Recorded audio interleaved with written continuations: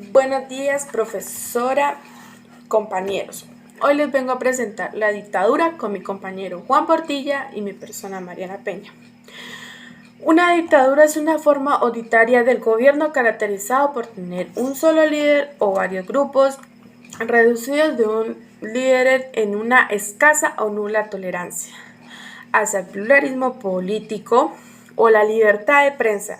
Según otras definiciones, las democracias son regímenes en los que quienes gobiernan son seleccionados mediante elecciones competitivas, por lo tanto, las dictaduras no son democráticas. Con el advenimiento de los siglos XIX y XX, las dictaduras y las democracias constitucionales emergieron como dos principales formas de gobierno. El mundo eliminacionales de gobierno entendidas. Hasta entonces, típicamente en un régimen dictatorial, un líder del país se identifica con el título de dictador, aunque su título forma puede sumergerse más de algo similar o un líder. Un aspecto común que caracteriza a dos dictadores es aprovechar su fuerte personalidad, generalmente subiendo en la libertad de expresión y discursos de la masa, para mantener una supremacía y de estado político y social completa. La dictadura y la social. Originalmente podemos ubicar la dictadura en la antigua República Romana, donde fue una magistratura extraordinaria prescrita por la ley, es decir, un cargo público legal y excepcional, para tratar únicamente ciertas cuestiones de mucha gravedad para la República, como invasiones extranjeras, guerra civil, sedición militar o cualquier otro hecho que pusiera en grave peligro a la cosa pública. La dictadura permitía que el poder tomara las medidas necesarias para restablecer la seguridad pública sin preocuparse de ninguna interferencia. Para ello, los cónsules designaban a una persona y le otorgaban el título de dictador junto a la suma del poder público. No obstante, el dictador duraba en su cargo 6 meses hasta que le solucionaran la amenaza, y no podía desviarse o actuar fuera del asunto por el que había sido convocado. Hoy en día la dictadura es ejercida como una forma autoritaria de gobierno que se caracteriza porque una persona o grupo de personas gobiernan con el poder total, ejerciendo directo o indirectamente la suma del poder público, sin limitación alguna, muchas veces ejerciendo violencia y atentado contra los derechos humanos y libertades individuales de las personas.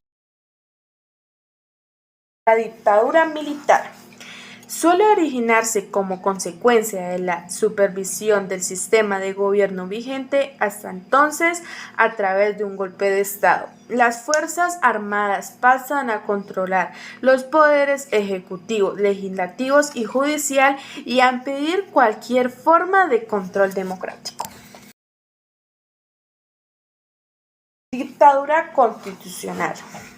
Los dictadores llegan al poder mediante elecciones populares. Respeto aparente de las constitucionales es en realidad el poderse encontrar en las manos del gobierno mediante que controla directamente o definitivamente los poderes del Estado.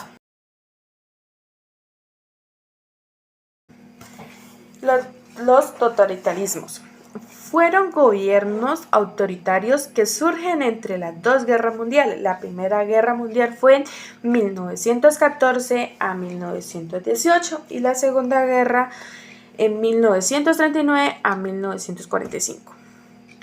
Poseen metas y objetivos fuertemente definidos. Persiguen la dominación absoluta de la sociedad mecanismo. Dictadura militar Chile. La dictadura militar chilena, también se denomina régimen militar, fue el régimen dictatorial militar establecido en Chile entre el 11 de septiembre de 1933 y el 11 de marzo de 1990, y por extensión se conoce así el periodo de la historia chilena en que dicha dictadura estuvo vigente. El martes 11 de septiembre de 1973, Salvador Allende ingresa bien temprano al Palacio de la Moneda, la sede del gobierno de Chile. Antes de escuchar la primera proclama de los militares, el presidente ya sabe que las Fuerzas Armadas intentan destituirlo. Que el señor presidente de la República debe proceder a la inmediata entrega de su alto cargo a las Fuerzas Armadas y Carabineros de Chile. Exigen su renuncia, pero Allende se niega. El país está bajo fuego. Comienza la dictadura de Augusto Pinochet.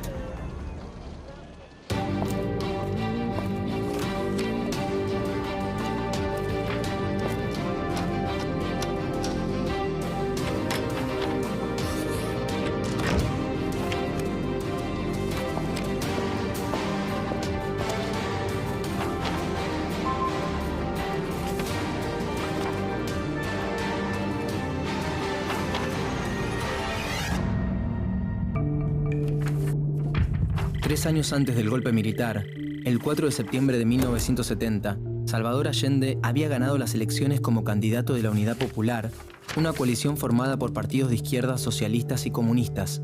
Salvador Allende, alias Don Chicho, nació en Santiago el 26 de junio de 1908. Quería impulsar una revolución socialista a través de la vía democrática. Yo solo tomé en mis manos la antorcha que encendieran los que antes que nosotros lucharon junto al pueblo y por el pueblo. Desde el gobierno, promulgó la Ley de Nacionalización del Cobre, el principal producto de exportación de Chile. Inició un proceso de reforma agraria para repartir los latifundios entre los campesinos sin tierra. Tomó el control estatal de numerosas industrias, muchas de ellas extranjeras, y nacionalizó el sistema financiero. Allende tenía el apoyo de las bases populares, pero al mismo tiempo enfrentaba la oposición de las clases dominantes, que se sentían amenazadas ante la promesa de una transición al socialismo. Más al norte, el gobierno de los Estados Unidos se mantenía alerta.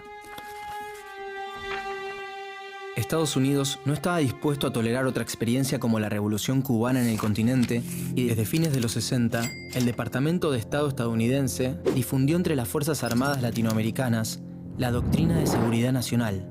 El objetivo principal era preparar a los militares para que mantuvieran el orden interno de sus países y eliminaran a quienes se manifestaban a favor del comunismo. La CIA financiaba las huelgas de los mineros del cobre y de los camioneros que se oponían al gobierno. Cuando asumió Allende, en Estados Unidos, el presidente era Richard Nixon, líder del Partido Republicano. Consideró el ascenso de la Unidad Popular como un desafío al poder y al liderazgo norteamericano en la región. El martes 11 de septiembre de 1973, Allende se despidió de sus colaboradores, mandó a desalojar la Moneda y permaneció solo en el interior del edificio. Yo no voy a renunciar. Colocado en un tránsito histórico, pagaré con mi vida la lealtad del pueblo. Después de 3 años, Estados Unidos, junto con la oposición chilena y las fuerzas militares, lograron derrocar al gobierno de Salvador Allende. «Llamen a Augusto, que es de los nuestros», dijo el presidente ese mismo día. Augusto Pinochet Ugarte, alias Pinocho, nació en Valparaíso el 25 de noviembre de 1915. Antes del golpe, era el comandante en jefe del ejército del gobierno constitucional de Allende y uno de sus hombres de confianza. Pero quien coordinaba el movimiento de las tropas golpistas era el mismo Pinochet. El presidente se suicidó. Lo encontraron con su casco puesto y la ametralladora en mano. El decreto Ley número 1 de la dictadura anunciaba que la interrupción del gobierno de la Unidad Popular tenía como propósito restaurar la chilenidad, la justicia y la institucionalidad quebrada. Las Fuerzas Armadas golpistas decían que el objetivo era salvar la democracia del totalitarismo marxista. Como primera medida, nombraron una junta de gobierno integrada por los comandantes en jefe del ejército, de la marina y de la aviación y por el director general de Carabineros. Las Fuerzas Armadas chilenas clausuraron el Parlamento por decreto, declararon el estado de sitio y el toque de queda, prohibieron las manifestaciones sociales, las actividades sindicales e intervinieron en la universidad al mismo tiempo que obligaron a exiliarse a miles de chilenos. Toda la información estaba controlada. En esos tiempos se prohibió la tira cómica argentina Mafalda por considerarse tendenciosa y destructiva. El régimen intentaba imponer en la población civil características de la cultura militar, la educación autoritaria, el acatamiento de las órdenes y la sumisión. El instrumento central para mantener el control social y político fue la Dirección Nacional de Inteligencia, la DINA. Se creó en noviembre de 1976. Era una policía secreta con facultades casi ilimitadas. Su acción se orientó a detectar, detener sin juicio y en algunos casos eliminar a quienes consideraba los enemigos del gobierno, tanto dentro como fuera de Chile. La DINA quebró todas las resistencias civiles. Al sur de Chile, los dueños de los latifundios, ayudados por la policía, persiguieron y asesinaron a los campesinos y dirigentes sindicales que habían apoyado la reforma agraria.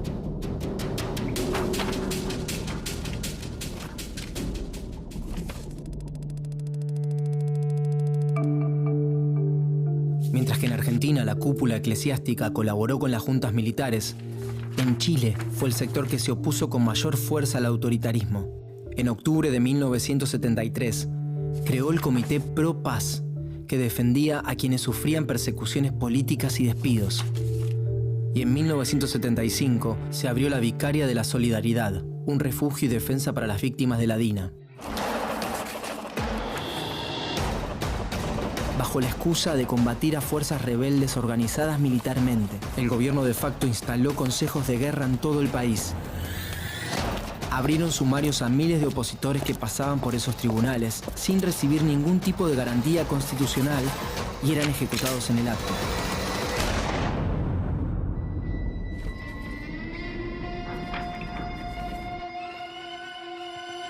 Este proyecto se incluía en un plan mayor que abarcaba a todo el Cono Sur. El Plan Cóndor, digitado desde los Estados Unidos, se puso en marcha en 1975 en Santiago. Se trataba de una red de coordinación represiva entre las dictaduras de Chile, Paraguay, Argentina, Brasil y Uruguay, para perseguir y asesinar a los supuestos enemigos internos de la región. A través del terror y el autoritarismo, se impuso un modelo político y económico neoliberal. El régimen creó un nuevo código laboral, privatizó los aportes previsionales, la salud, la educación y recortó la intervención del Estado en el área de seguridad social. La tasa de desempleo alcanzó el 20%, se redujo el salario de los trabajadores y las privatizaciones de las áreas sociales agrandaron la brecha entre ricos y pobres. La liberalización de la economía provocó también la quiebra de pequeñas y medianas empresas que elaboraban productos para el mercado interno. Solo había un camino para llevar adelante este modelo: el autoritarismo. A la presión en contra de la dictadura que ejercían los sacerdotes, se sumaron las denuncias internacionales, especialmente cuando el 21 de septiembre de 1976 estalló una bomba en el automóvil de Orlando Letelier, ex canciller de Allende, en Washington. El gobierno de Estados Unidos no toleró un acto de esa naturaleza dentro de sus fronteras y comenzó a investigar el caso. Pinochet debió cerrar la DINA y permitir la extradición del agente secreto de nacionalidad estadounidense, a quienes todos señalaban como responsable.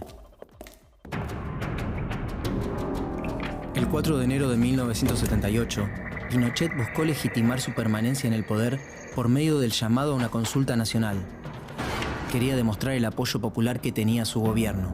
Según los resultados, el 75% de los chilenos votaron a favor del régimen, pero el escrutinio se realizó sin registros electorales. Las presiones nacionales e internacionales obligaron al gobierno a una primera y limitada apertura política. El 11 de marzo de 1978 se levantó el estado de sitio, aunque continuaba el estado de excepción, que era solo levemente menos restrictivo. 1978 fue además un año de tensión internacional para el régimen. Solo la mediación del Vaticano evitó una guerra entre las dictaduras de Argentina y Chile, que estaban dispuestas a dirimir con las armas un conflicto de límites territoriales en el canal de Beagle.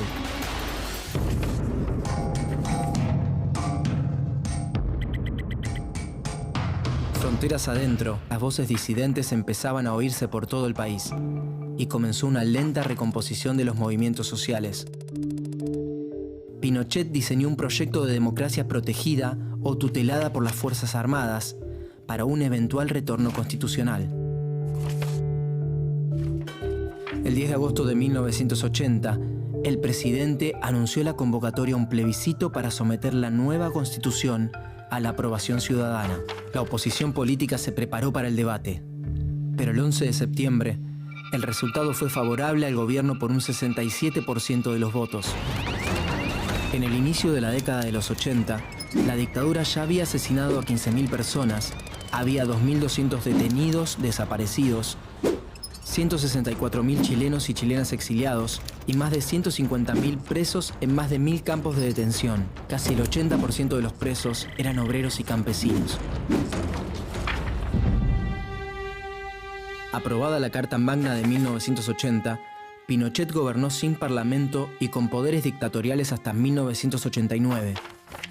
Un año antes, se realizó un plebiscito para decidir si el dictador continuaba como presidente hasta 1997.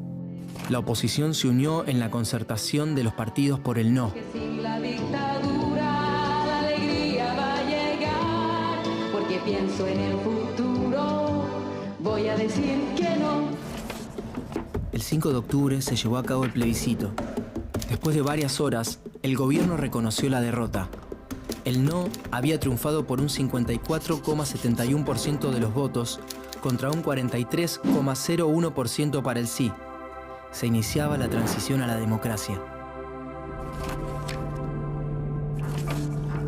Antes de las elecciones presidenciales, los partidos de la oposición exigieron una serie de reformas a la Constitución de 1980, como la reducción del mandato presidencial de 8 a 4 años, el mantenimiento del habeas corpus durante los estados de excepción y el aumento del número de senadores elegidos por el voto popular, pero renunciaron a introducir cambios en la política económica neoliberal instaurada por el régimen.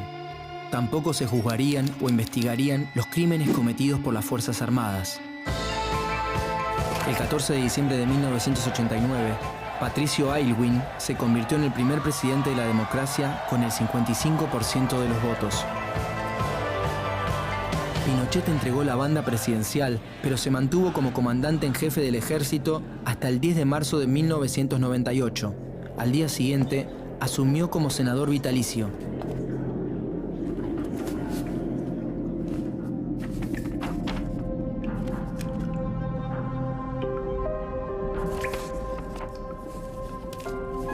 El terrorismo de Estado, encabezado por Augusto Pinochet, impuso una política represiva que profundizó la concentración de la riqueza y aumentó las desigualdades sociales y económicas. En el momento de su muerte, Augusto Pinochet contaba con una orden de detención internacional en curso y con más de 400 querellas en su contra en tribunales de otros países por crímenes de lesa humanidad. Las víctimas de la dictadura chilena se contabilizan en más de 40.000. ¿Qué es una dictadura? Régimen político en el que una sola persona gobierna con el poder total sin someterse a ningún tipo de límites, con una facultad de promulgar o modificar leyes a su voluntad. El régimen auditorio que empezó a disolverse en 1975 es una dictadura militar. Estado que tiene este régimen político en Chile en 1973 se convirtió en una dictadura. ¿Por qué Estados Unidos apoyó a la dictadura al inicio? En América Latina, varios golpes del Estado destinados a reemplazar a los líderes de la izquierda por regímenes de derecha, generalmente militares y auditorios, involucraron la intervención de los Estados Unidos. Fueron más fuertes durante la Guerra Fría bajo la doctrina Truman de contención, aunque algunos casos ocurrieron durante la era de la República Bananera de principios del siglo XX en la historia de América Latina para promover los intereses comerciales estadounidenses en la región. Una de las características casi universales de un gobierno militar es la institución de la ley marcial o de un estado de la emergencia permanente, mediante la cual se eliminan todas las garantías jurídicas, derechos civiles, políticos e incluso sociales, que protegen a las personas contra el abuso del Estado. Los regímenes militares generalmente no respetan los derechos humanos y utilizan la fuerza y la represión para silenciar a los disidentes y opositores políticos. Las dictaduras militares generalmente han justificado su presencia en el poder como una manera de traer la estabilidad política para la nación o de rescatarla de la amenaza de ideologías peligrosas.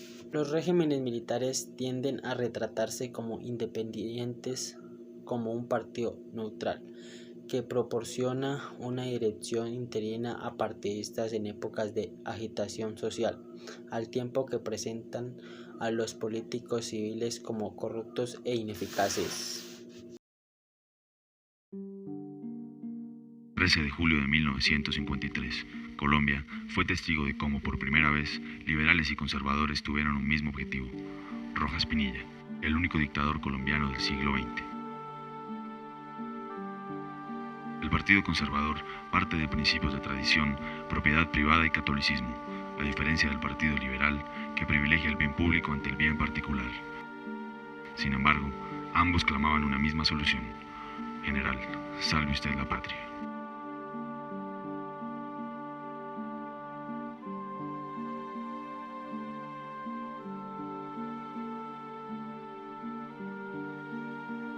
Entonces fue cuando determiné salvar a Colombia de la anarquía y comprometer todas mis fuerzas y mi honor militar y caballero en la empresa de redimir a la patria, con la conciencia tranquila de haber hecho cuanto me fue humanamente posible para que esta situación no se produjera. Olga Cardoso, testigo presencial de la época, revive cómo fueron los hechos. Se reunió todo el mundo y se oían pasar aviones y todo el mundo estaba perfectamente feliz, dichoso. Dichoso porque tal vez iban a dejar de perseguir a los liberales y se notaba que iba a haber un cambio y todo el mundo estaba perfectamente feliz. 4 años después, esta esperanza se convierte una vez más en otro recuerdo amargo de la colectividad colombiana. ¿Cuáles fueron los hechos que vivió la nación para que Rojas tuviera que abandonar la presidencia sin ningún sector de la sociedad a su favor? Para este momento, la violencia bipartidista se convirtió en un elemento permanente y sin vuelta atrás. La suma del terror que propiciaban los grupos guerrilleros subraya sin duda la difícil realidad que están viviendo los colombianos. El historiador César Torres comenta sobre las políticas de ultraderecha.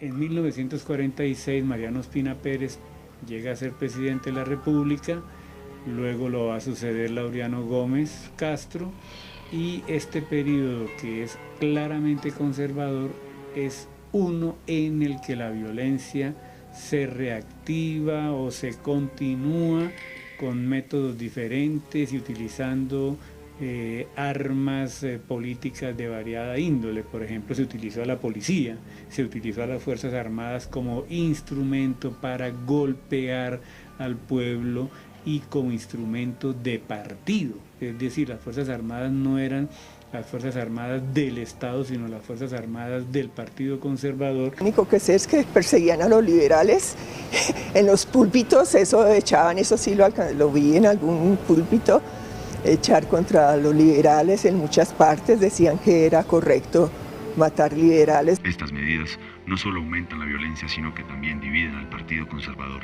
y le dejan a Laureano Gómez el seudónimo de El Monstruo.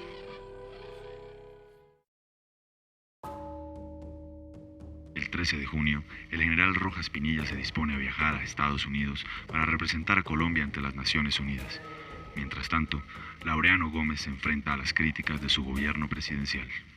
La voz de la institución militar en estos hechos se narra a través del coronel Nicéforo Hernández. Él había sido nombrado para una comisión en el exterior, efectivamente, y los mismos subalternos se encargan de decirle que no viajara porque era naturalmente para poderlo excluir de una posible posibilidad de que él asumiera el poder, de que él estuviera, digamos, manejando el país en esa situación tan difícil y tan crítica que había en ese momento. El general Rojas cancela sus planes y aquel momento de la historia queda marcado como el día en que Colombia fue gobernada por 3 presidentes. El que había sido elegido por sufragio universal, el que lo había reemplazado, el que había reemplazado a Laureano Gómez, que era Roberto Urdaneta Arbeláez, de su misma corriente, quien era quien ejercía el cargo en el momento en que se produce el ascenso al poder del general Rojas Pinilla.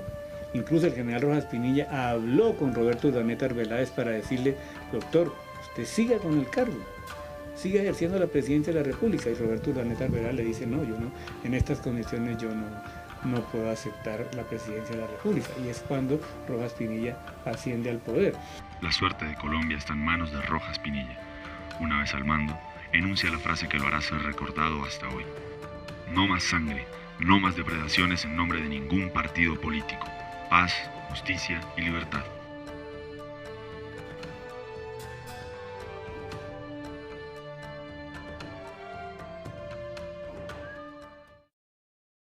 Gustavo Rojas Pinilla nació en Tunja en el año de 1903.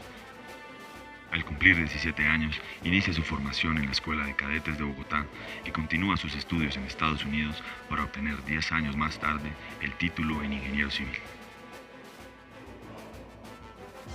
Desde 1932 se vinculó a tareas de orden militar dentro del gobierno y, paradójicamente, fue durante el gobierno de Gómez que alcanzó su máxima popularidad dentro de las Fuerzas Armadas.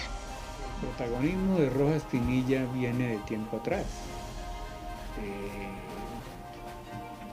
En su carrera como oficial de las Fuerzas Armadas, del Arma de Ingenieros. Eso ya le vale un protagonismo, no solamente dentro de las Fuerzas Armadas, sino dentro de ciertos sectores de la élite colombiana liberal conservadora. El 15 de junio de 1953, los periódicos empiezan a escribir la nueva historia de Colombia.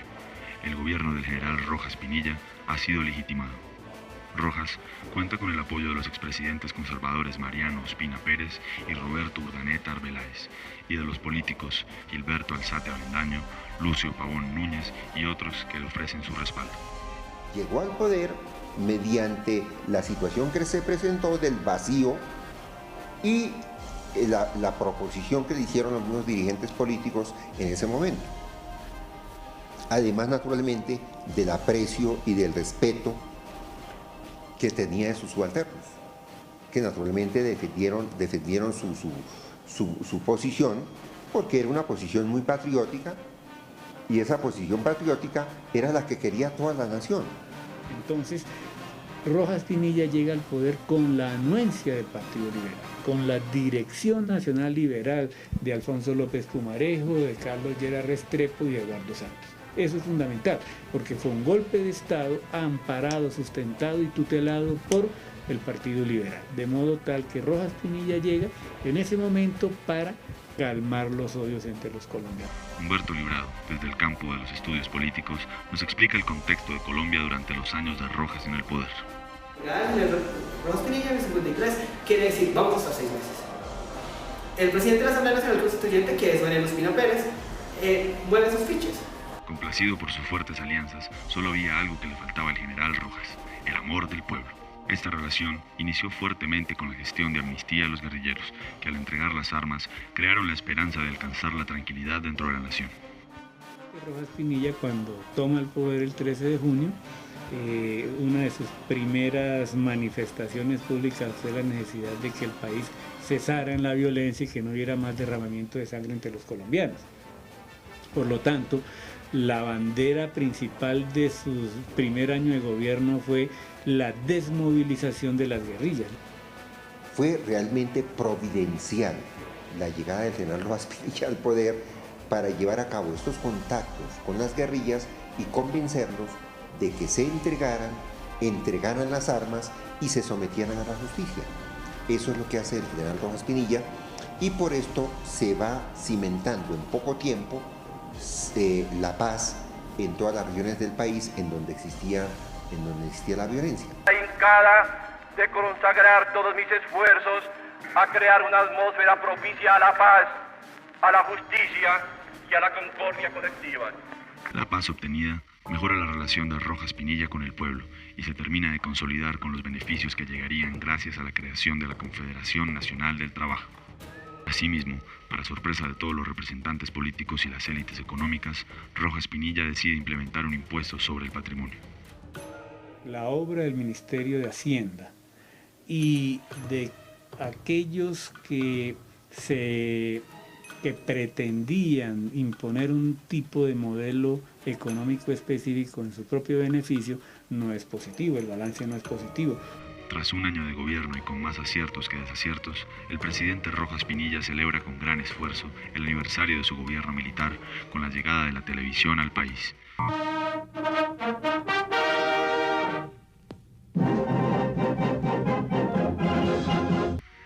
El anterior acontecimiento cambia radicalmente la historia del desarrollo de los medios de comunicación en el país y quedaría en la memoria de todos los colombianos. El 4 de agosto de este mismo año es reelegido hasta 1958 por la Asamblea Nacional Constituyente. Se da paso para la creación de la Secretaría Nacional de Asistencia Social y Protección Infantil. Era la primera vez que se veía de forma tan clara una verdadera preocupación por parte del gobierno frente a las problemáticas de las clases más bajas. Las obras de Rojas Pinilla son múltiples, sobre todo me parece que tienen ese aspecto importante desde lo publicitario, desde lo visible, para garantizar ese apoyo popular. Es así que otorgar becas, distribuir víveres y vestuario pasan a convertirse en una de las principales formas para ganar popularidad dentro del pueblo. Esta tarea del gobierno estaba a cargo de María Eugenia Rojas, hija del general. Naturalmente que María Eugenia sí contribuyó yo le he hecho más la responsabilidad de María Eugenia de que aceleró el voto femenino, ¿sí? Por el hecho de que María Eugenia fue quien tomó parte en ese gobierno, pero parte total y decisiva. Una de las preocupaciones naturalmente de General Rojas fue la educación. En ese sentido el país ganó muchísimo. Crea también fondos especiales, crea organizaciones especiales para apoyar a aquellos niños especialmente desamparados, entre los cuales se le puede citar Sendas, ¿no? Que dirigió precisamente la hija de él, María Eugenia Rojas de Moreno. ¿Quién se imaginaría que 2 años más tarde sería ella misma la que protagonizaría un episodio para muchos de matanza, engaño y sangre? En una de las corridas de toros de 1956 en Bogotá, el público chifla a la nena del general Rojas Pinilla. A los 8 días, se cree que el gobierno compra 7.000 boletas para sus detectives y agentes con el fin de vengar el honor de María Eugenia. Pero entonces, cuando ella entró, iban a comenzar la chiflada, los soldados que venían pusieron mirando al público con los fusiles hacia allá, cerraron las puertas. Recuerdo que cogieron a un señor de cada pierna, un soldado, y lo bajaron escaleras abajo, pegándole la cabeza. Veía la cabeza en los escalones, ¿sí? Nunca se supo cuántos muertos hubo. El gobierno del general Rojas fue muy cercano al pueblo, muy cercano a los más necesitados. Él estaba muy pendiente de todo, especialmente con aquellas regiones más olvidadas del país. A pesar del incidente de la Plaza de Toros, la preocupación de Rojas Pinilla por el amor del pueblo seguía latente. El gobierno militar responde a esto con la creación de la Siderúrgica de Paz de Río, de la fundación del Banco Popular y del Instituto Nacional de Abastecimiento, INA. Rojas Pinilla utilizó el Banco Popular con fines específicos de enriquecimiento personal. De modo tal que el Banco Popular podríamos decir que fue un foco de corrupción y de enriquecimiento ilícito.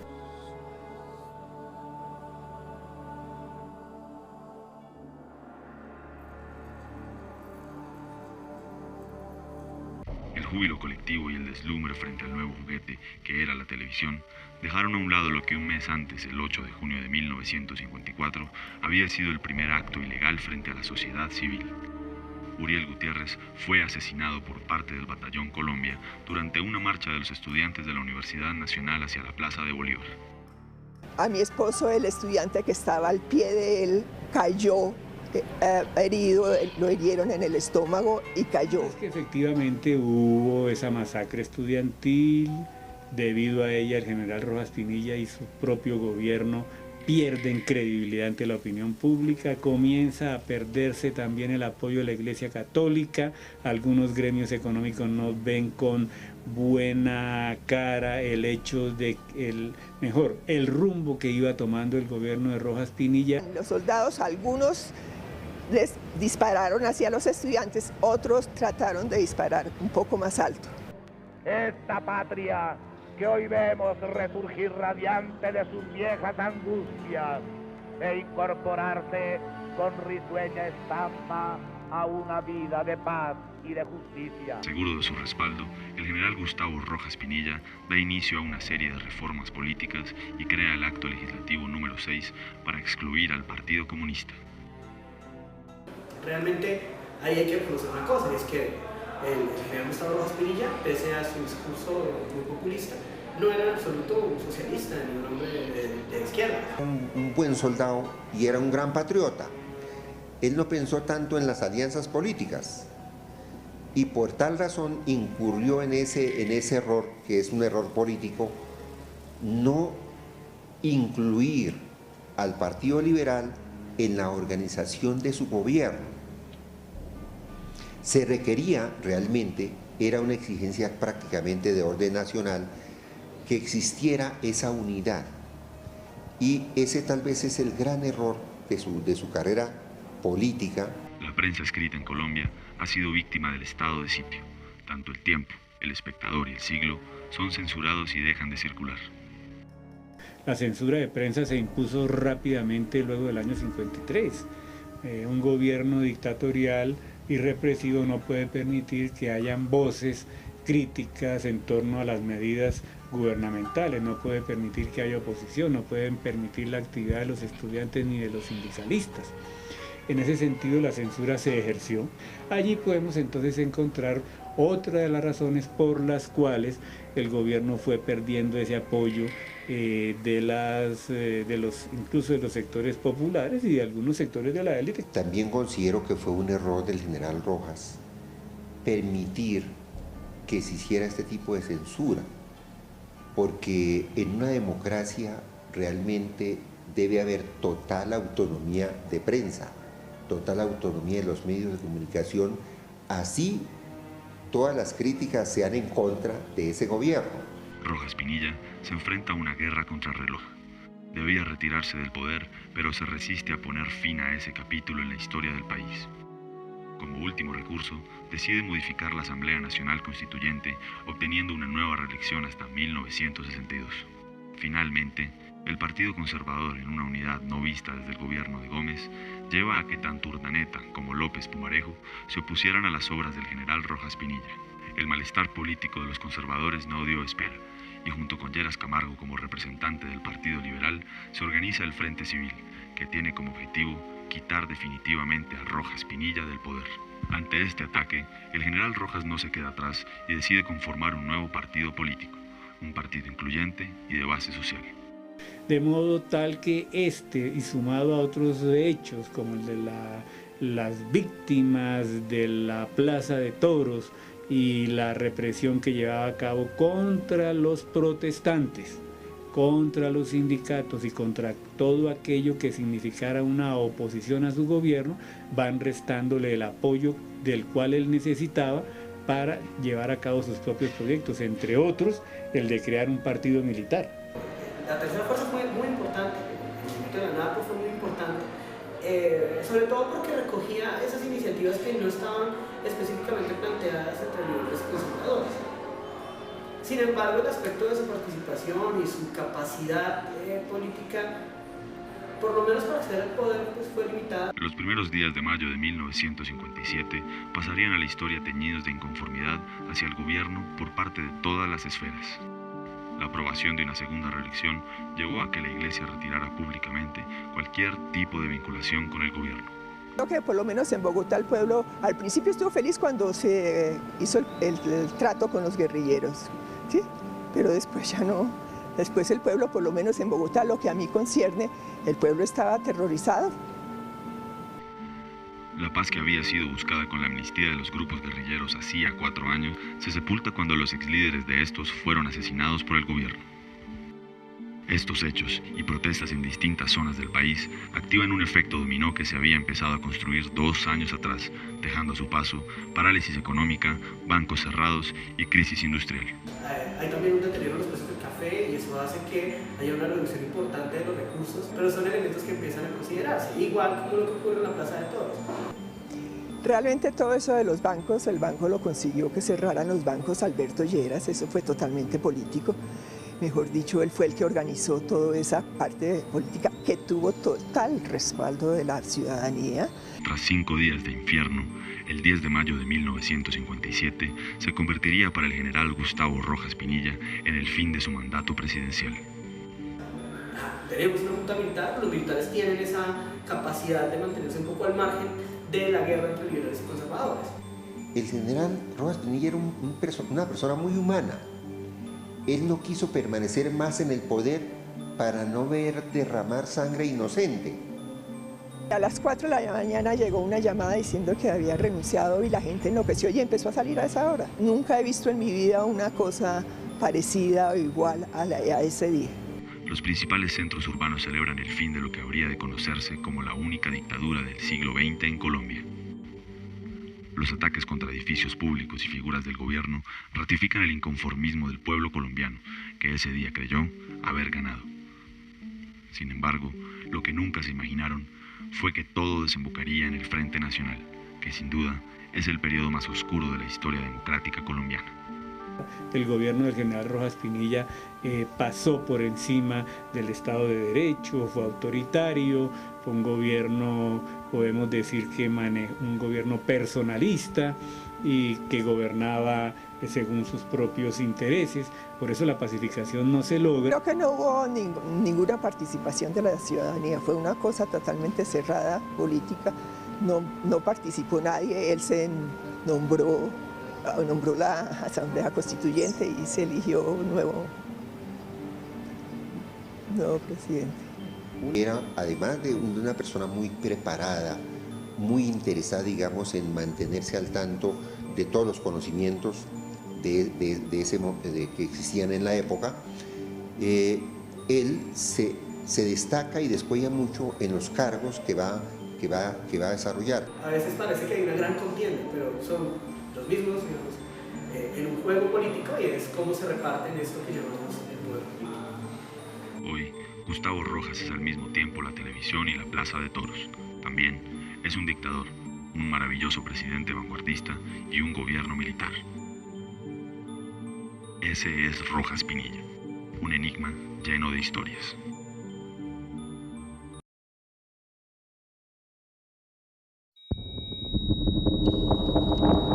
Yo, teniente general Jorge Rafael Videla. Este capítulo de nuestra historia comienza con la noche más negra de la represión. Por Dios, nuestro Señor y estos santos evangelios, desempeñar con lealtad y patriotismo el cargo de miembro de la Junta Militar. Y termina con una derrota militar que acelera el regreso definitivo de la democracia. Buenos Aires.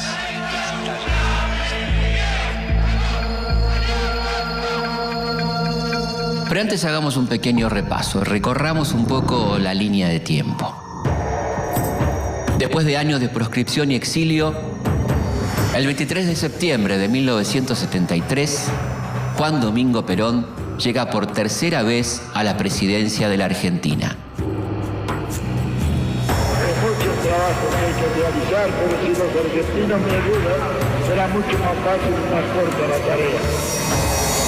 El 1 de julio de 1974, la esperanza del pueblo peronista comienza a apagarse. Con gran dolor debo transmitir al pueblo el fallecimiento de un verdadero apóstol de la paz y la no violencia. Pero el gobierno ya no es el mismo sin Perón. Con su partida, parece haber sido el único líder capaz de conducir a la Argentina en tiempos revueltos. En las últimas horas del 23 de marzo de 1976, la situación ya está definida.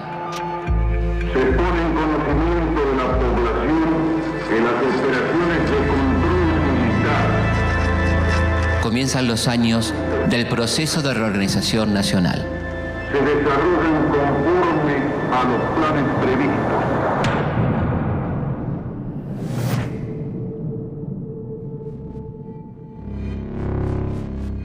Comunicado número 1 de la Junta Militar. Comunica a la población que a partir de la fecha el país se encuentra bajo el control operacional de la Junta Militar. El 24 de marzo de 1976, un nuevo golpe cívico-militar asalta al poder. Pero esta vez es un golpe distinto a los anteriores. Se recomienda a todos los habitantes el estricto acatamiento a las disposiciones y directivas que emanen de autoridad militar, de seguridad o policial. Por primera vez, las tres Fuerzas Armadas, Ejército, Marina y Fuerza Aérea, van a actuar en conjunto, es decir, se van a repartir el poder y van a reprimir las tres por igual. Así como extremar el cuidado en evitar acciones y actitudes individuales o de grupo que puedan exigir la intervención drástica del personal en operación. Firmado Jorge Rafael Videla, Teniente General, Comandante General del Ejército.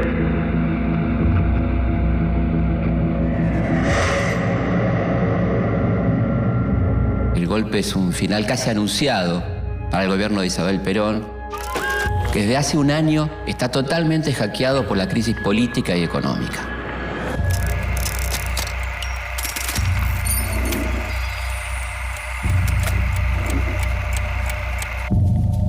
El golpe cuenta con la complicidad de varios sectores civiles, como la sociedad rural, grupos empresarios y financieros, el sector más conservador de la Iglesia Católica y, por supuesto, el apoyo de muchos medios de prensa. Las publicaciones periódicas se hacen eco. Las autoridades acentúan su acción. La nueva dictadura busca volver atrás las reformas económicas y sociales hechas por el peronismo e instaurar un nuevo orden social. Buscan un país sin huelgas, con una clase obrera obediente, y con un Estado sin tanta intervención en la economía y, por supuesto, sin distribución de la riqueza. Es una vasta contraofensiva de las fuerzas legales. El gobierno del llamado proceso de reorganización nacional es asumido por una junta de comandantes de las tres armas. Todavía no tienen un presidente, pero ya hay dos militares que se disputan ese cargo. Jorge Rafael Videla, nacido en Mercedes en 1925, católico ferviente y padre de 7 hijos, por su mirada esmirreada y sus rasgos afilados, el ingenio popular lo bautiza rápidamente como la Pantera Rosa.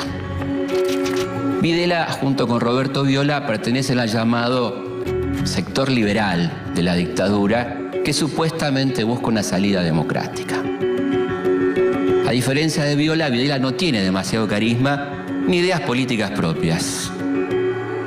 Por otro lado está Emilio Eduardo Macera. El negro, Cero, como lo llaman por su nombre de guerra, es el personaje más oscuro e intrigante de la dictadura. Es marino.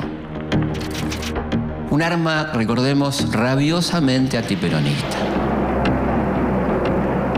Al igual que muchos oficiales, viajó a Panamá y a Washington para entrenarse en la guerra antisubversiva, donde adquirió conocimientos que puso en práctica desde su principal centro de operaciones, el tristemente célebre casino de oficiales de la Escuela de Mecánica de la Armada.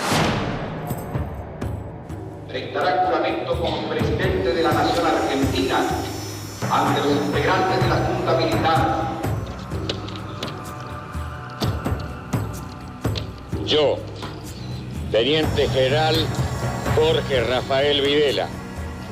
El 29 de marzo de 1976, Videla es designado presidente provisional. Nuestro Señor y estos santos evangelios, desempeñar con lealtad y patriotismo el cargo de miembro de la Junta Militar. A partir de ese momento, Macera va a rivalizar permanentemente con él. Para 1976, las organizaciones guerrilleras están derrotadas militarmente.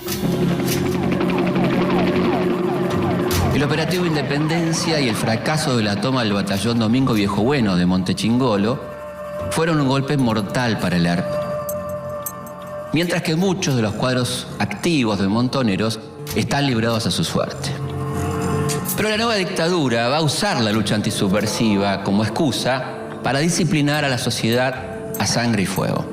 El propio Videla expone sin eufemismo los principios de su gobierno. Fue menester continuar la lucha contra la subversión, con una concepción global de la misma y hasta su total aniquilamiento.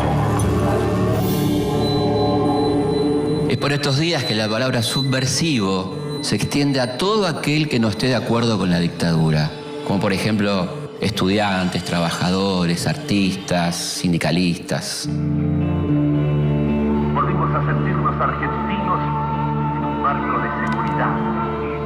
Si miramos a nuestro alrededor, vamos a darnos cuenta que muchas cosas han cambiado después de aquel 24 de marzo. La Junta llega a un nivel tan alto de censura que considera subversiva la matemática moderna y ordena el secuestro y quema de libros solo por tener en su título la palabra Cuba. Argentina recupera su histórico camino de libertad. Como por ejemplo el famoso manual de física La Cuba electrolítica o un ensayo sobre el cubismo. Las autoridades acentúan su acción. Es una vasta contraofensiva de las fuerzas legales.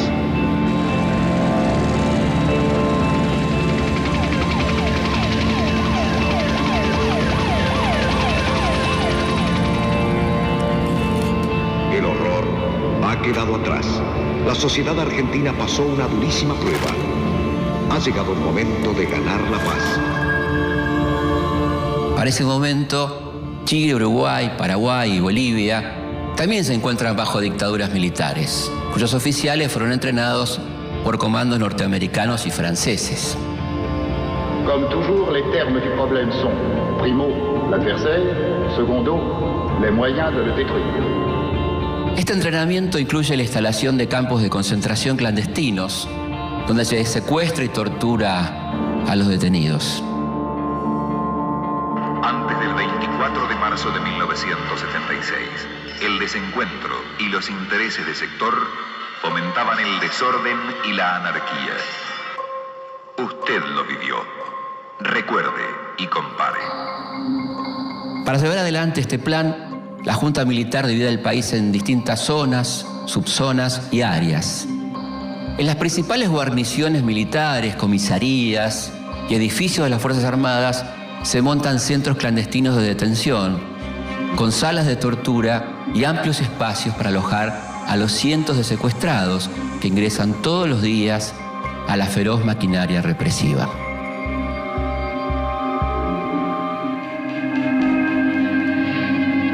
Para 1976 ya funcionan en Argentina más de 350 de estos centros. Los más activos son la Escuela de Mecánica de la Armada, el Vesubio, la Perla, la D2 de Córdoba y la Escuelita de Famaillá en la provincia de Tucumán. Las detenciones, mejor dicho, los secuestros, se hacen en forma absolutamente clandestina e ilegal.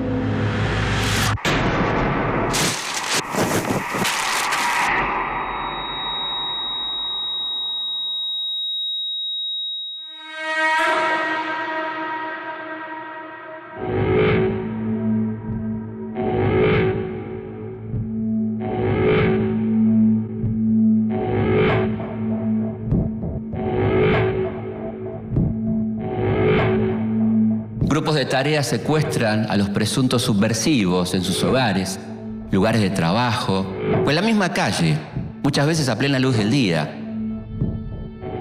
Antes de efectuar el operativo, los jefes de grupo piden zona liberada para no cruzarse con la policía u otras fuerzas de seguridad.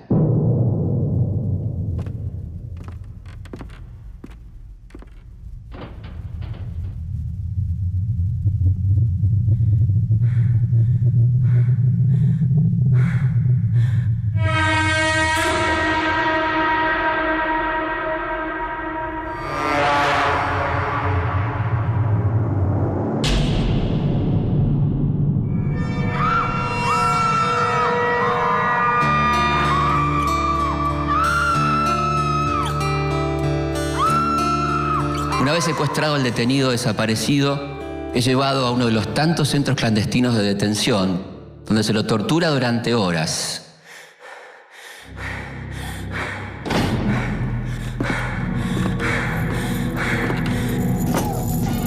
Si no te gusta que la gente esté contenta, si no te gusta ver feliz a los demás, tírate al río en la parte más profunda y después cuando te hundas, si quieres poder gritar.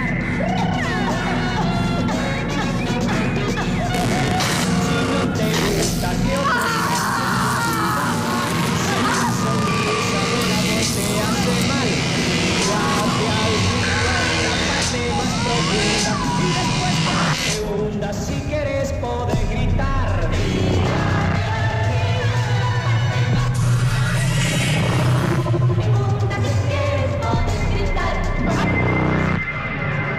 Sonrisa de los niños.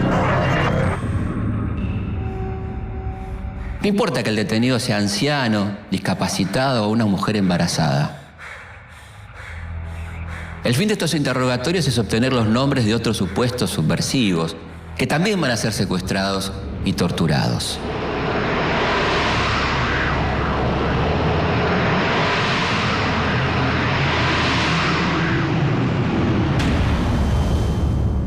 Mientras se dedica a torturar, matar y asesinar, la Junta Militar busca instalar el miedo y la desconfianza en la sociedad. Desde los principales medios se invita a denunciar a todo aquel que parezca sospechoso o subversivo. Esta campaña no solo es reproducida por los medios estatales, sino que cuenta con el apoyo de reconocidos diarios, revistas y periodistas con una muy reconocida trayectoria. Se abre, señores, un nuevo capítulo en la historia económica argentina. Pero detrás del terrorismo de Estado se esconden otros objetivos que van mucho más allá de lo político. Para dar paso a la liberación de las fuerzas productivas.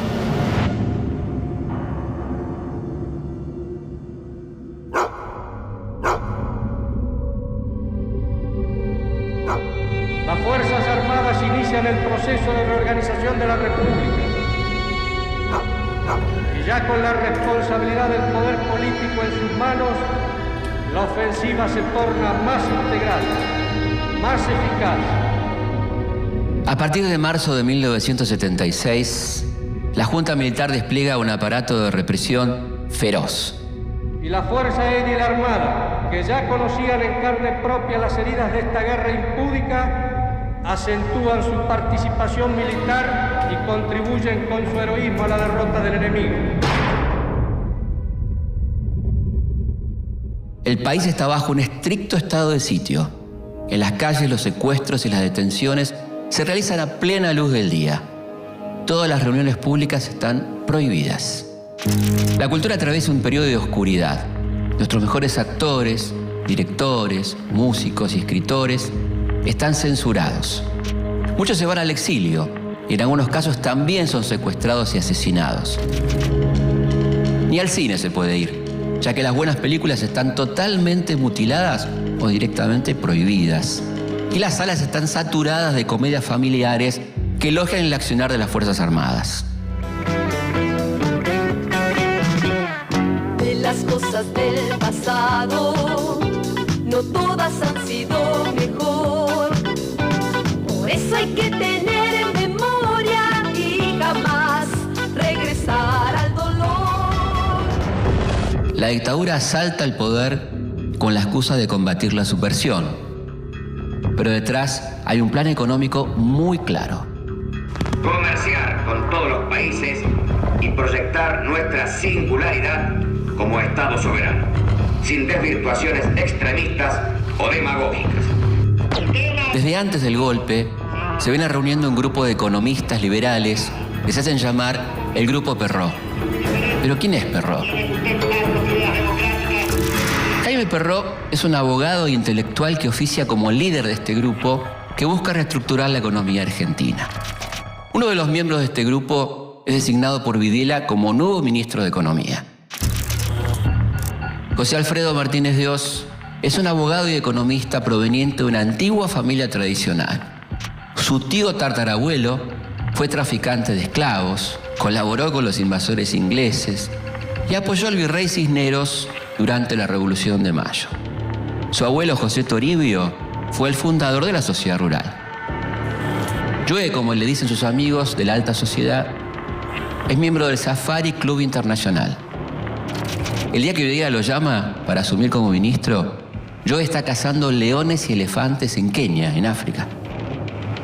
Para Martínez Dios hay dos grandes males que impiden el desarrollo del país. Una clase obrera demasiado demandante e indisciplinada, protegida por sindicatos con mucha influencia, y una industria nacional, según él, ineficiente y poco competitiva, que depende del mercado interno y del subsidio estatal. Para Martínez Dios, hay que dejar a la economía argentina totalmente librada a los designios del mercado y el capital especulativo. Se abre, señores, un nuevo capítulo en la historia económica argentina. El nuevo ministro asume el 2 de abril de 1976 y ya de entrada pretende arrancar de raíz los últimos 30 años de modelo de desarrollo peronista. Con una inflación anual del 450%, suspende las paritarias, congela los salarios y elimina el control de precios, lo que es un verdadero desastre para el bolsillo de los trabajadores. También corta con el proteccionismo a la industria nacional y elimina las retenciones a las exportaciones agropecuarias, lo que por supuesto beneficia directamente a los sectores más poderosos del campo. Bajo el lema achicar el Estado es agrandar la nación, Martínez Dios comienza a desmantelar el sector público y para poner freno a la inflación comienza a tomar deuda y reduce la emisión monetaria. Hemos dado vuelta una hoja del intervencionismo estatizante y agobiante de la actividad económica para dar paso a la liberación de las fuerzas productivas. Las políticas brutales de Martínez Dios son solo posibles por el apoyo de Videla, que se siente personalmente identificado con su ministro. Un plan así solo puede ser impuesto por medio del terror. El plan económico no solo es impopular entre la gente común, sino que reaviva las internas dentro de las Fuerzas Armadas. El principal crítico en ese sector es el almirante Macera. Pero Macera no está solo. Con él está el ala dura del ejército, representado por Carlos Guillermo Suárez Mason y Luciano Benjamín Menéndez. Todos ellos dirigen los campos de concentración más crueles de la dictadura. Pero sin duda, el más temible de todos es la ESMA, comandado por Macera y dirigida por el vicealmirante Chamorro y el capitán Jorge Acosta, más conocido como el Tigre. En la ESMA se lleva a cabo una de las estrategias más siniestras del terrorismo de Estado. Los detenidos son cada vez más y la orden es que todos sean eliminados. Así como en otros siglos ha habido pestes que flagelaron al mundo durante mucho tiempo, así parece la humanidad de hoy asistir a una novedosa y alucinante epidemia, la voluntad de matar. Ocultar tantos cuerpos es imposible, por lo que se inventa el método del traslado. El método consiste en sedar al detenido, subirlo a un avión y arrojarlo al Río de la Plata. Los vuelos de la muerte tienen la finalidad de deshacerse de los cuerpos de los detenidos, ya que para la visión de la dictadura, sin cuerpos no hay pruebas y sin pruebas no hay delito. Es verdad, pero no toda la verdad, que esto es una guerra entre la libertad y la tiranía. Lo cierto, lo absolutamente cierto, es que aquí y en todo el mundo, en estos momentos, luchan los que están a favor de la muerte y los que estamos a favor de la vida.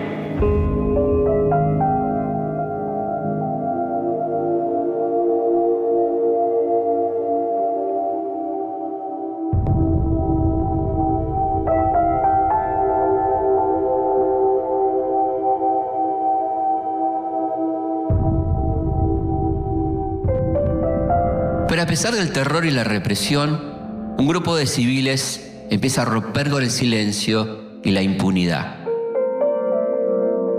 Muchos familiares de secuestrados comienzan a recorrer las comisarías, juzgados y oficinas públicas en busca de información. Generalmente son madres cuyos hijos están desaparecidos.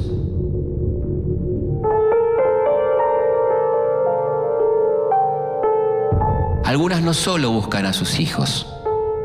Existen muchos casos de mujeres desaparecidas que al momento de su secuestro estaban embarazadas.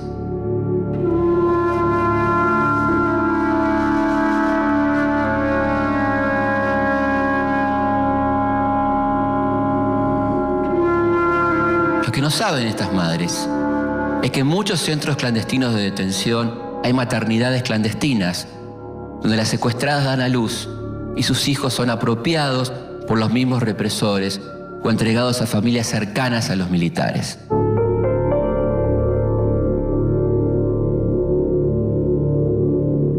Nosotros solamente queremos saber dónde están nuestros hijos, vivos o muertos.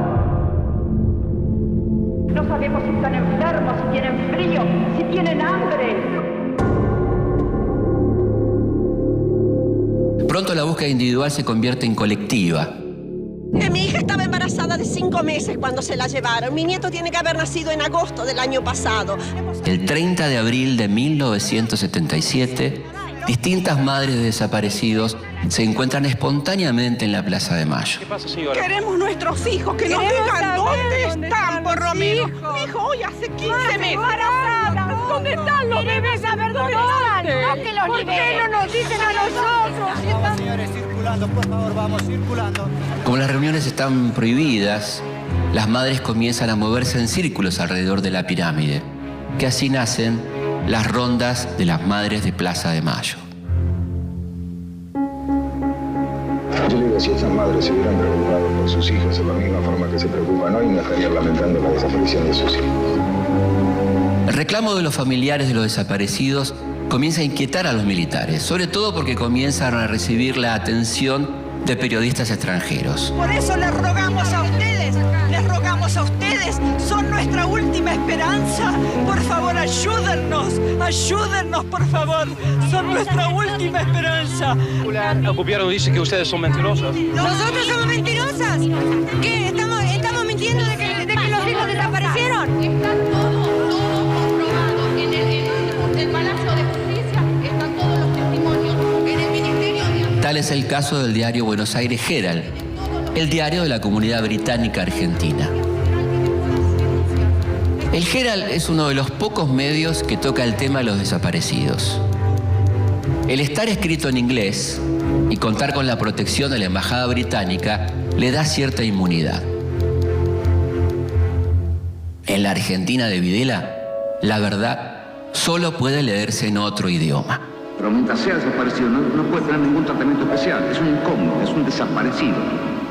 No tiene entidad, no está. Ni muerto ni vivo, está desaparecido. Y así, mientras las madres inician su camino de lucha desde el interior de la ESMA, comienza a planearse una operación secreta que va a ser un duro golpe para este grupo que recién comienza a organizarse.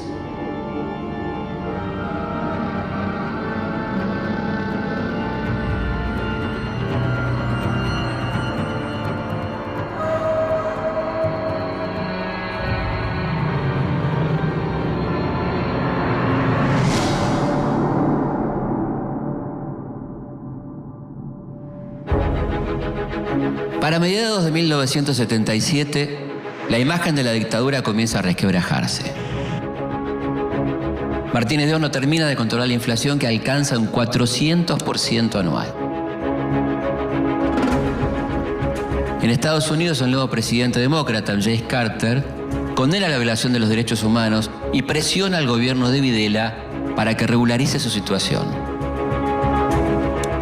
Por otro lado, el movimiento por los derechos humanos, y en especial las madres, comienza a generar atención en todo el mundo.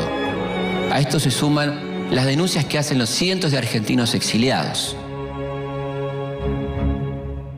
A esta altura, Emilio Eduardo Macera, juega a que Videla caiga por su propio peso y que en 1978 lo encuentre a él como presidente de la nación.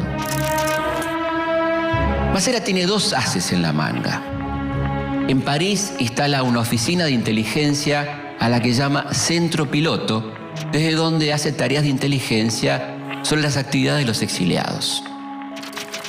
En Buenos Aires tiene un plan mucho más siniestro.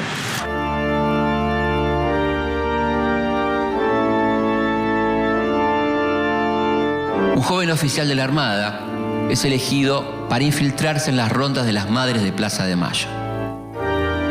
El infiltrado va a actuar con una identidad falsa. Gustavo Niño se presenta ante las Madres de Plaza de Mayo como el hermano de un desaparecido. Durante varias semanas las acompaña a sus actividades hasta ganarse su confianza. Mientras tanto, en noviembre de 1977, llega al país el secretario de Estado norteamericano, Cyrus Vance. Las madres logran acercarse a él y le entregan una lista con el nombre de más de 150 desaparecidos. Por esos días, el grupo de familiares comienza a juntar el dinero para pagar una página entera en el Diario de la Nación que acepta publicar una solicitada con el nombre de todos los detenidos desaparecidos. La publicación de la solicitada está planeada para el 10 de diciembre, que es el Día Internacional de los Derechos Humanos. Hasta ese entonces, los familiares se reúnen en secreto en la iglesia de la Santa Cruz, en el barrio de San Cristóbal. 2 días antes de la publicación de la solicitada, un grupo de policías de civil intercepta a 9 personas que salen de la iglesia. Las 9 personas habían sido marcadas previamente por Gustavo Niño. ¿Cómo las marca? Con un beso. El beso de Judas.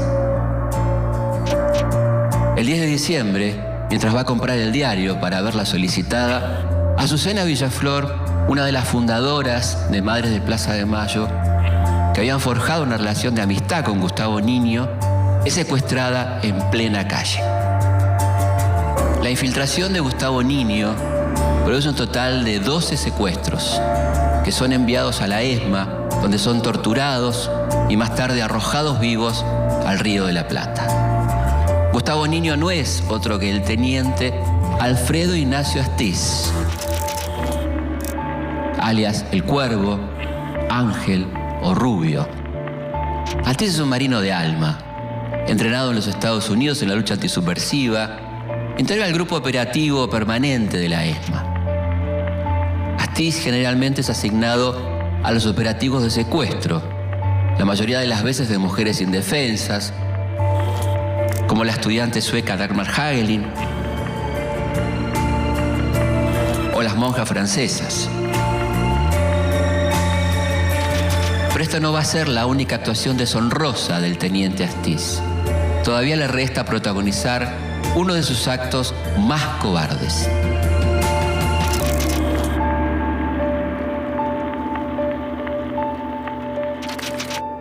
El gobierno ajustará su acción a la solución pragmática de los grandes problemas económicos. Al llegar 1978, Masera aspira a suceder a Videla, cuya política económica es criticada por todas las Fuerzas Armadas. Martínez de Hoz, todavía asfixiado por la inflación, comienza a ver los efectos de su última apuesta, la reforma del sistema financiero. Esta ley libera las tasas de interés y permite la salida en masa de capitales al exterior, hace que comiencen a aparecer nuevos bancos y financieras cuyos depósitos están garantizados por el Estado Nacional. Brindaremos a la iniciativa privada y a los capitales nacionales extranjeros todas las condiciones necesarias para que participen con su máximo potencial y fuerza creativa en la explotación racional de los recursos. Y mientras la burbuja financiera se expande, la Junta busca limpiar su imagen ante el mundo. Para eso lanza su maniobra de propaganda más efectiva hasta el momento, el Mundial 78. En cuestión de meses, el gobierno construye estadios, hoteles y complejos deportivos que endeudan al Estado y enriquecen a los contratistas, por supuesto, asociados con los militares.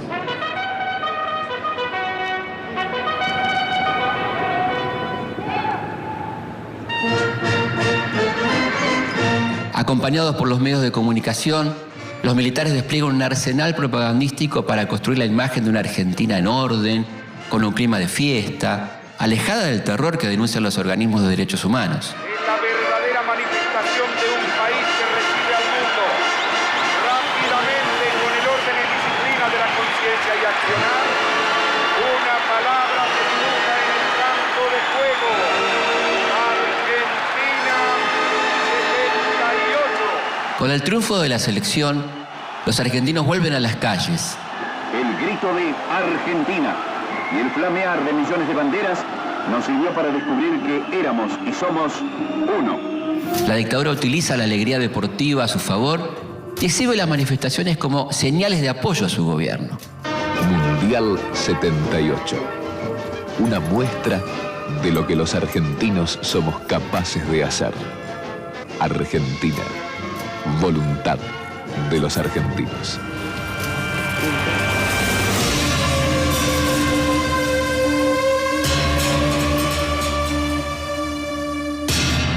Pero la euforia mundialista dura poco. Después del Mundial, las internas del gobierno vuelven al centro de la escena. En 1978, Videla es ratificado como presidente y Macera es desplazado de la Junta. Ingresa el general Roberto Viola, que a diferencia de Macera, comparte plenamente el proyecto económico de Videla y que además busca una pronta salida política para la dictadura. Argentinos, hemos sido capaces de vencer a la insidia y al escepticismo. Seamos ahora también capaces, con la ayuda de Dios, de impulsar a la nación en pos de sus objetivos permanentes. Pareciera como si un cúmulo de energías dormidas, como si una nueva capacidad de entusiasmo hasta ahora letargada, hubiesen salido a plena luz. Y ello es así porque tanta alegría, tanto entusiasmo generosamente expresados no son un fruto casual. Responden, en definitiva, al profundo anhelo de unión nacional que sentimos todos los argentinos. Una vez pasado el efecto mundial, Martínez de Hoz pone en marcha su nuevo plan maestro, la tablita. Lo que hace básicamente la tablita es fijar la cotización del dólar mediante una serie de devaluaciones programadas. Al mismo tiempo se reducen los aranceles a las importaciones y se abre de manera irrestricta el ingreso de capital extranjero. Estimamos que a través de los estímulos a la inversión privada que estamos realizando, la misma pasará de representar el 50% del total de la inversión del país al 77% para el año 89. La tablita debuta con el pie izquierdo, pero en 1979 llegan al país 4.600 millones de dólares. Los extranjeros no vienen a invertir en fábricas, vienen a hacerlo en el sistema financiero.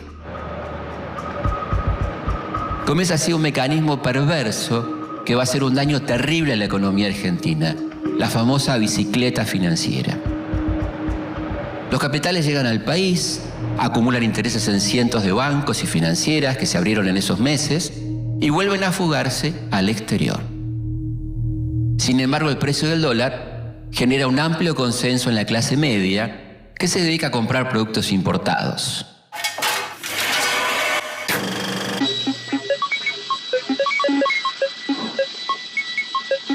Che, Carlitos, ¿esto para qué era? En ese año comienzan a circular por la calle autos japoneses y muchos argentinos conocen Miami. Lo que pasa es que ahora con el dólar barato es un fenómeno viajar. ¿Sabes cómo nos esperan allá? Y claro, ahora se dio vuelta la tortilla. Ahora no le vamos a pedir nada a nadie. Los que ponemos los dólares somos nosotros, querida. Los argentinos. Pero mientras un país vive la breve burbuja de la plata dulce, los conflictos dentro de la Junta Militar siguen y amenazan con explotar de la manera menos esperada.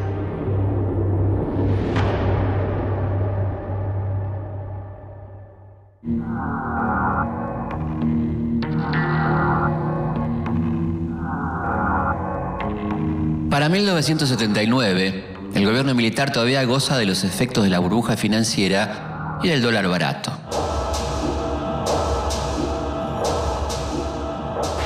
Cercado por la presión internacional, Videla accede a recibir en el país a la Comisión Interamericana de Derechos Humanos de la OEA. En septiembre de 1979 llegan los observadores. Durante su estadía visitan cárceles, toman testimonio a miles de ciudadanos que hacen largas colas para dar cuenta de los secuestros, torturas y asesinatos cometidos por la dictadura. Al terminar su visita, llevan registrados 5.000 denuncias de desapariciones. Ahí estaría incurriendo el gobierno en un acto de omisión y estaría violando los derechos de esas personas al no ejercer las facultades que tiene según la Constitución y las leyes de la República. El informe es demoledor. Para combatir su efecto, durante los festejos por el triunfo del equipo argentino en el Mundial Juvenil de Japón, la Junta reparte miles de calcomanías con el lema «Los argentinos somos derechos y humanos».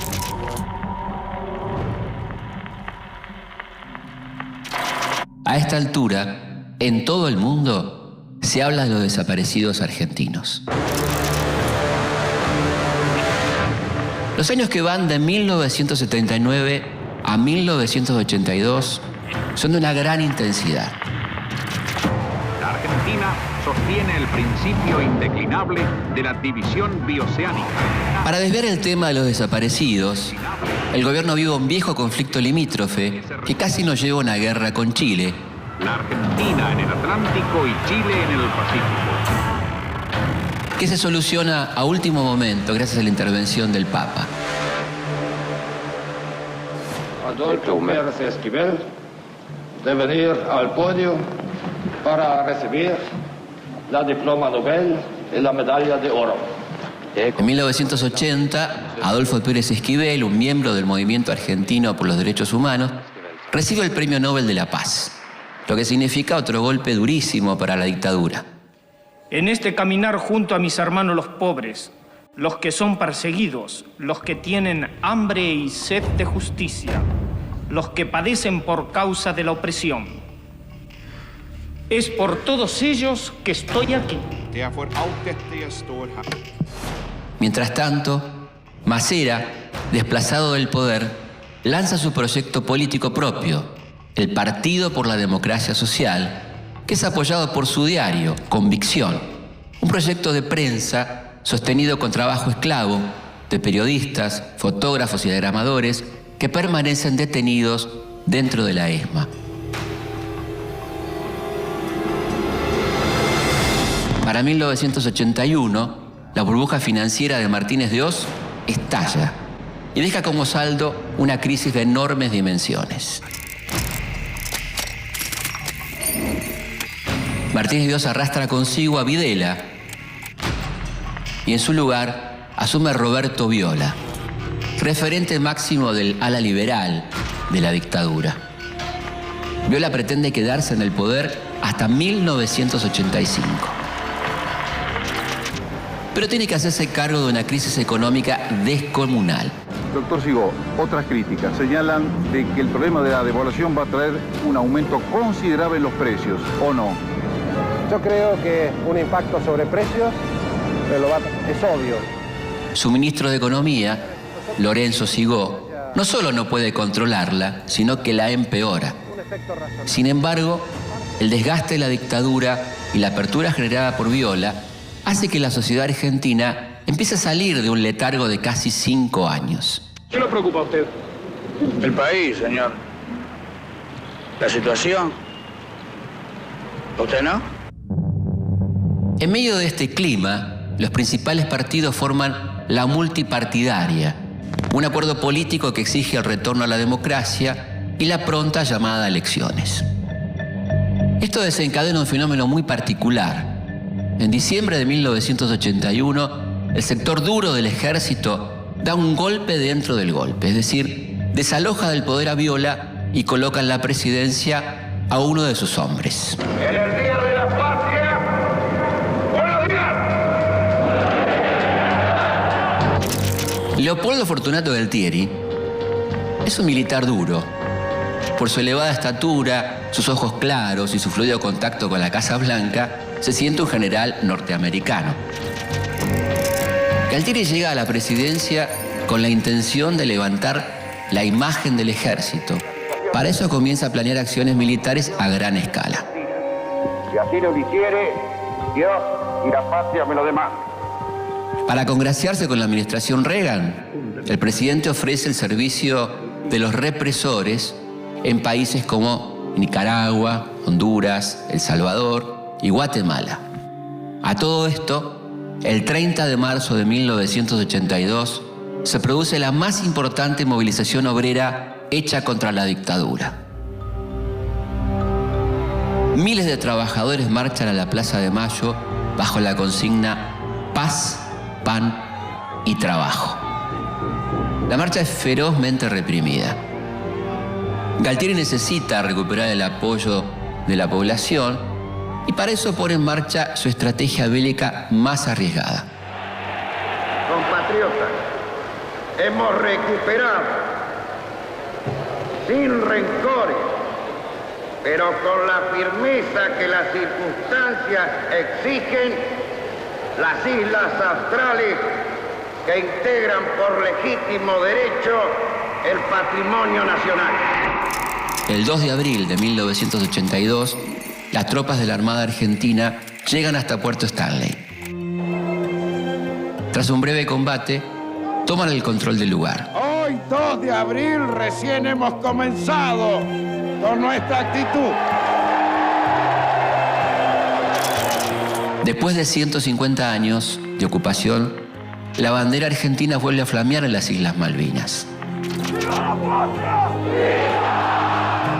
El éxito se traduce rápidamente en euforia. Si quieren venir, que vengan, les presentaremos batalla. Las Malvinas tienen un lugar especial en el imaginario popular. Hasta los sectores más críticos con la dictadura apoyan la recuperación de las islas. Esta manifestación de sentimiento y alegría. Galtieri pretende usar la adhesión a su favor y presentarse como el próximo candidato a presidente en futuras elecciones. De lamentable claudicación. Gracias, señores. Pero mientras en la Argentina se festeja, el gobierno conservador de Margaret Thatcher moviliza la expedición militar más grande desde la Segunda Guerra Mundial. Thatcher cuenta con el apoyo de Ronald Reagan, el nuevo presidente norteamericano, y supuesto aliado de Galtieri. Reagan dijo luego a los periodistas que su gobierno pretende hallar un curso equidistante de sus dos aliados, tratando de ser un mediador honesto, según afirmó. El 2 de mayo de 1982, el submarino nuclear Conqueror dispara 3 torpedos sobre el crucero General Belgrano, que se encuentra navegando fuera de la zona de exclusión. El resultado son 323 soldados argentinos muertos. Se puede decir que es el principio de la guerra.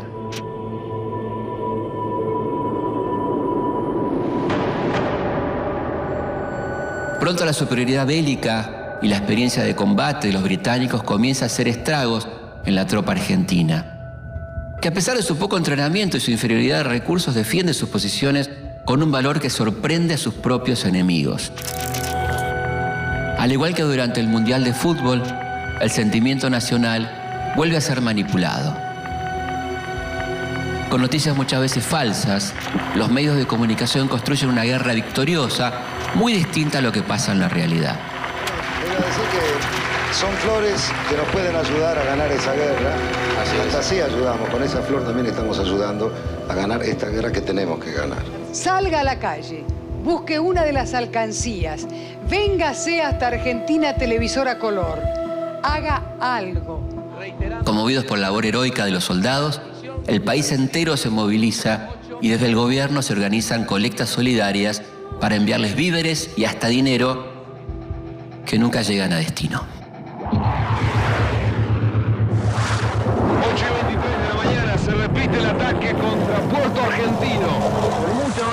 intensidad.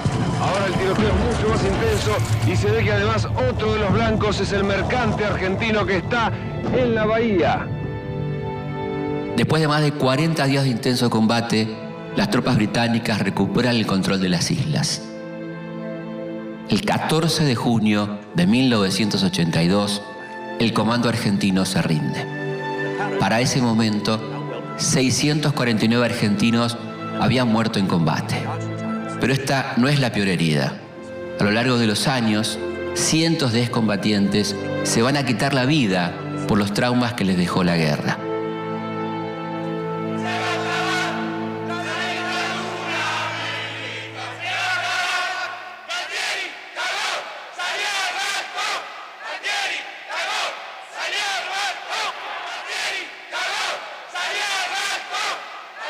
La derrota obliga a Galtieri a dejar su cargo y en su lugar asume como presidente Reinaldo Vignone. Vignone no cuenta con el apoyo de la Fuerza Aérea ni de la Armada, al punto tal que ambas fuerzas abandonan la Junta Militar. Por esos días Vignone designa al frente del Banco Central a un joven economista cordobés. Se trata de Domingo Felipe Cavallo. Una de sus primeras medidas es nacionalizar las deudas de las grandes empresas privadas.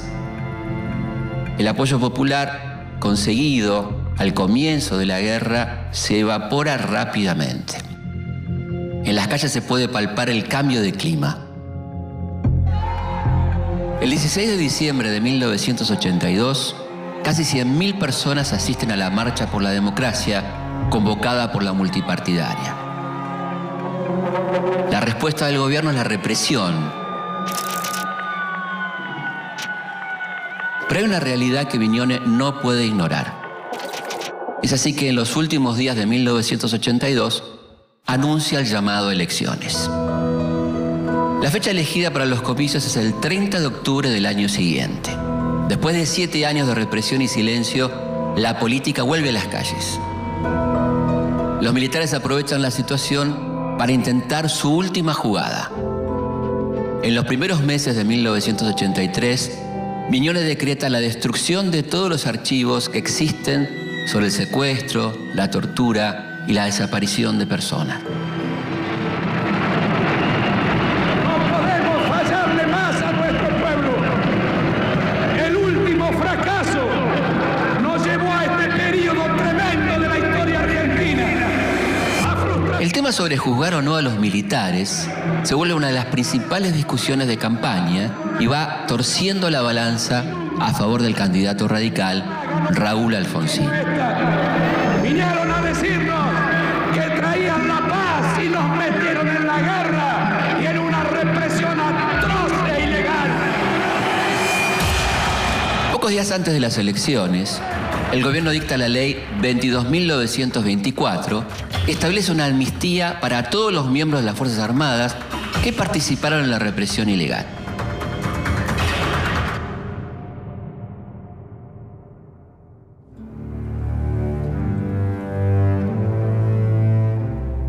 A pesar de este intento por mantener la impunidad, el camino a la recuperación de la democracia ya está iniciado. En 1983, los argentinos vuelven a votar. El país ya tiene un nuevo gobierno democrático. Pero 7 años de dictadura dejaron heridas permanentes. Queremos a todos, no los queremos a uno, a mi hijo, yo quiero a todos los hijos de todas las mujeres. ¿Cuántos son ustedes? Miles de mujeres, miles en todo el país, miles. 30.000 desaparecidos, 700 muertos en Malvinas, la industria nacional herida de muerte, la riqueza cada vez más concentrada y una deuda externa multiplicada por 6. Queremos saber dónde están. Nos han quitado lo más preciado que puede tener una madre, o su hijo. Angustia porque no sabemos si están enfermos, si tienen frío, si tienen hambre. No sabemos nada.